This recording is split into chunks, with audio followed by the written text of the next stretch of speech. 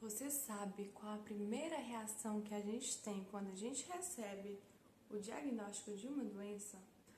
Ou quando a gente sabe de um amigo que acabou de receber um diagnóstico? Negar, né? Então, quando a gente acaba de receber o diagnóstico, a gente costuma negar aquilo que está acontecendo. Não, não é verdade não. Mentira que isso está acontecendo. Não, logo vai passar, tudo vai ficar normal, você vai ver. São algumas reações que a gente costuma ter quando recebemos o diagnóstico. E essa fase, gente, é uma fase comum, natural, que realmente acontece e que ela contribui para nos resguardarmos, para resguardar nossas emoções que, se viesse de uma vez só, seriam destruidoras. Pensa, né? Seria uma catástrofe, vim tudo de uma vez, eu recebi toda essa informação e eu absorver. Então, vai vindo ali o processo de negação para que eu me proteja, para até vir o processo de aceitação eu vou ali assimilando o que vai acontecendo. Entendem? Quando eu recebi o diagnóstico de diabetes, eu primeiro nem sabia, né, o que era direito uma doença crônica, muito menos o que era uma diabetes. Ouvia falar por alto e acontecia com pessoas idosas. Então, assim, muito alheia o que estava acontecendo comigo. E quando vinha médicos para falar o que eu tinha, né, eu falava assim, nossa, coitado, sabe nem o que tá falando. Porque eu me sentia bem, ainda mais que é uma doença silenciosa, né? Então, tava tudo bem comigo, era só uma fase.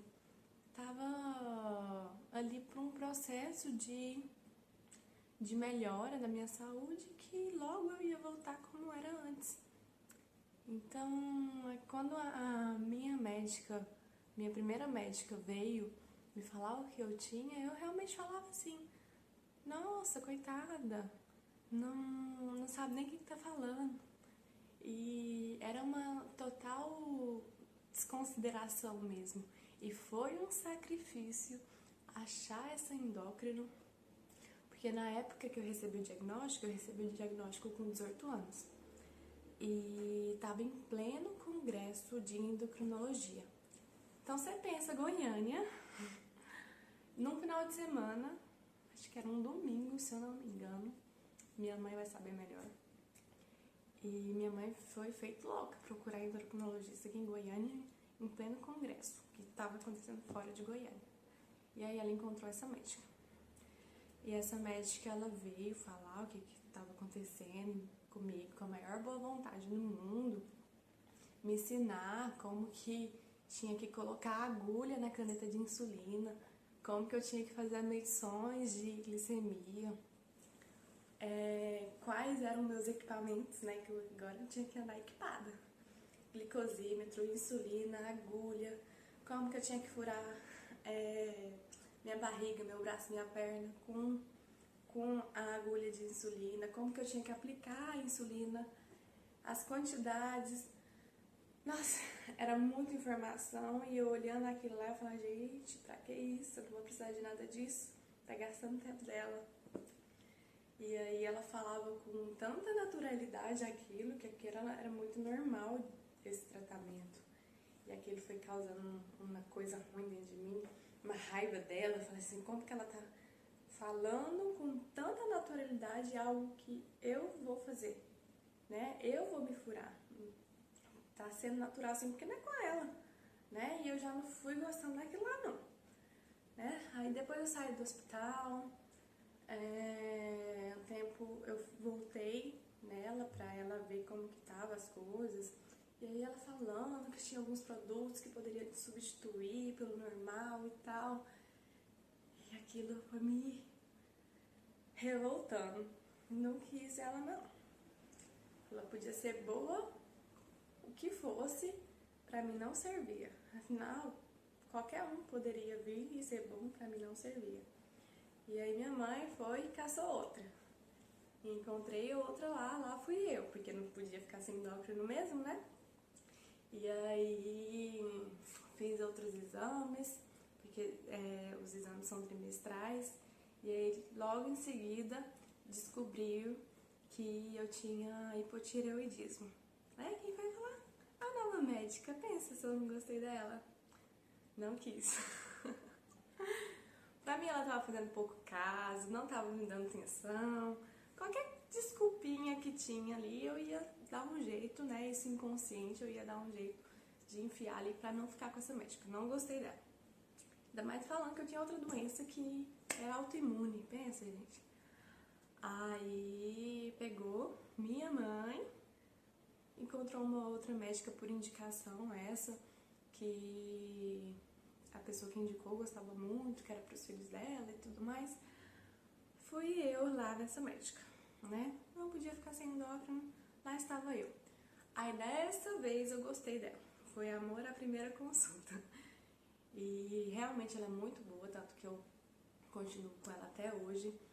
E eu acredito que esse amor à primeira consulta foi porque eu já estava mais aberta para escutar o que tinha que ser escutado, né? Como que o tratamento era para ser feito e tudo mais, então eu já estava mais aberta. E foi onde eu fiquei, tanto que eu tô com ela até hoje, como eu falei pra vocês. E aí, vocês estão percebendo que toda hora eu falo minha mãe, porque realmente, por mais que eu tinha 18 anos, minha mãe que tomou partido de tudo. Ela que foi atrás de médico, ela que me levava pra fazer exame, ela que comprava a minha dieta. Então tudo era ela, porque eu terceirizava a minha doença pra minha mãe. Eu deixava que ela fazia as coisas, porque essa doença não me pertencia, então eu não tinha que fazer nada, né? Claro que eu aplicava insulina, fazia tudo que deveria ser feito, mas quando se tratava desse cuidado externo, né, de procurar médico, fazer exame e tudo mais, deixava por conta dela. Por que eu tô contando tudo isso pra você? É muito comum nessa fase de negação da doença passar por inúmeros profissionais e não dar credibilidade para nenhum. Até porque o que eles estão falando, você não quer ouvir. Então é muito comum a gente ir rejeitando, não querendo ouvir aquele médico não presta, tem que ir em outro para ouvir o parecer de outro médico. E assim, faz parte do tratamento, das fases, até você chegar e você aceitar o seu tratamento como ele realmente deve ser. Mas se for para você trocar de médico, troque, né? Mas que você não pare o seu tratamento, até porque dessas consultas a gente tem 365 dias no ano. 361 dias é nós com nós mesmos. Então, se você quer trocar de médico, troca de médico inúmeras vezes até você pegar confiança em um, mas não pare o seu tratamento, tá? É importante ter consciência disso, que é um processo interno, né? Então, nenhum profissional vai prestar enquanto você não estiver aberto para isso, tá? Então, deixo essa mensagem aqui para você pensar um pouquinho e refletir sobre isso, tá? E família, respeitem o tempo de negação dessa pessoa, tá? Realmente não é fácil receber um diagnóstico, ainda mais um diagnóstico de doença crônica, uma doença em que você vai viver pro resto da vida. E ter que encarar com uma pessoa em que fica fazendo comentários desnecessários e inoportunos, não é assim que você vai ajudar, tá? Já passa a ser tortura para a pessoa diagnosticada. Então, respeite o momento do seu amigo, do seu familiar, e se mostre aberto para ele. Porque quando você se mostra aberto, independente se você vai falar algo muito específico, mostrar aberto de maneira geral, né? Você vai estar falando para ele, olha, eu tô aqui quando você precisar. E aí, quando ele estiver aberto para isso, ele vai atrás de você. Pode ficar tranquila, não vai passar por esse momento sofrendo sozinho, não. No primeiro período ele vai. Mas quando ele precisar de alguma coisa, ele vai atrás de você, pode ficar tranquilo. Então evita os olhares, ficar condenando a pessoa por ela estar agindo de alguma forma.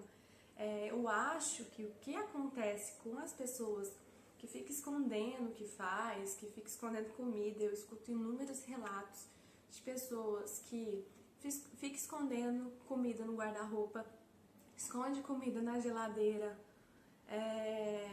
sai, come escondido, vai ver, as taxas estão lá em cima. Eu acho que isso acontece muito por conta das pessoas ao redor, né? Claro que a gente precisa se responsabilizar pelo que está acontecendo, mas quando se trata do que você, familiar, amigo, possa contribuir, é assim, evitar comentários desnecessários. Se você não sabe nada da doença só de ouvir falar, então evita de comentar, tá? Vá em busca de conhecimento, saiba, se informe do que se trata tal doença, né? Do que se trata a diabetes, para não ficar comentando coisas desnecessárias. Eu lembro que quando eu recebi o diagnóstico, eu vou estar sempre dando exemplo meu aqui, gente. Uma tia minha, eu fui comer um brigadeiro. Gente, eu devia estar mais sem brigadeiro. E uma tia minha olhou assim pra mim e falou assim: você não pode, né, tá comendo isso, como se eu estivesse matando uma pessoa. E aquilo pra mim foi um horror, sabe? Eu podia sim comer um brigadeiro, me deixa quieta. E aí nasce a revolta, sabe? A agressividade, a irritabilidade, porque você sabe o que você pode. Então aí o outro fica ali te olhando como danadinho, sei que você tá fazendo uma coisa errada. Isso pra nós é horrível. Então, se informe sobre a doença em vez de ficar fazendo comentários que não cabe, você está fazendo um desserviço para o seu familiar, para o seu amigo. Por isso que eu tô falando para vocês que o que eu acredito que acontece dessa questão de esconder, né, as coisas, é muito essa questão do olhar. Né? A pessoa olha, danadinha, eu sei que você está fazendo coisa errada, e a pessoa responde como se ela realmente estivesse fazendo uma coisa errada. Então, ela pensa, se eu tô fazendo coisa errada, eu tenho que fazer escondido, porque eu não vou deixar de fazer. E aí ela começa a esconder na geladeira, no guarda-roupa, debaixo da cama, debaixo do sofá, do colchão, onde ela achar que tem um esconderijo ali pra ela fazer. Então, a primeira coisa que precisa ser feita, precisa ser olhado, é olhar para essa pessoa diagnosticada como um adulto. Ela não é criança mais. Claro, a gente está falando aqui especificamente dos adultos, tá? Ela não é uma criança mais que tem que ficar ali falando o que ela tem que fazer, o que ela não tem que fazer. Então, quando você coloca aquele familiar seu, aquele amigo seu, em uma condição de criança, você está esperando ele agir como? Ele vai agir como uma criança. Então, ele não é. Então, nenhum diagnóstico, gente, deve rotular o outro. Não é porque ele tá com algum diagnóstico que ele é coitadinho, nossa, agora eu tenho que bajular ele. Não, a vida segue. Então, o adulto faz isso. O adulto, quando você tá no seu papel de adulto, ele encara as coisas de fato. Não, então essa é a minha condição, então eu tenho que fazer isso, isso e isso.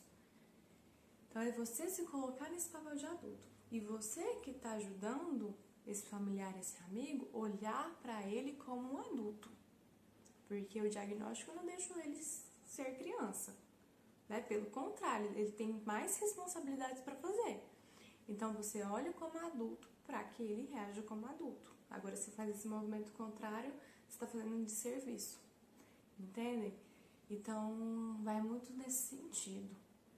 Então, se você quer contribuir, que você contribua se abrindo, se mostrando ali disponível para quando essa pessoa quiser, ela te procurar.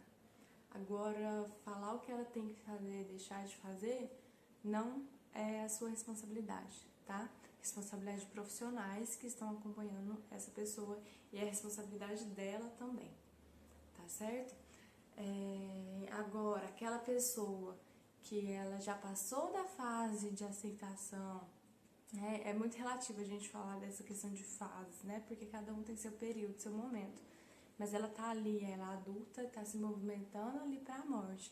É um outro assunto que a gente pode tratar daqui para frente. Mas começa a perceber o seu movimento. Será que você não está contribuindo para esse familiar seu ir para a morte?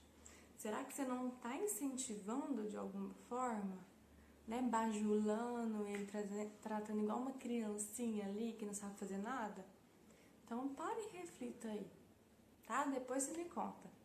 Então, se você gostou desse vídeo, comenta aqui abaixo sua experiência, seu ponto de vista, pra gente trocar aí experiências, tá bom? Se você curtiu e vê que esse vídeo vai ser benéfico para alguma pessoa que você conhece, curta e compartilhe com essa pessoa, ok? Então eu te vejo logo no próximo vídeo. Um beijo e até lá!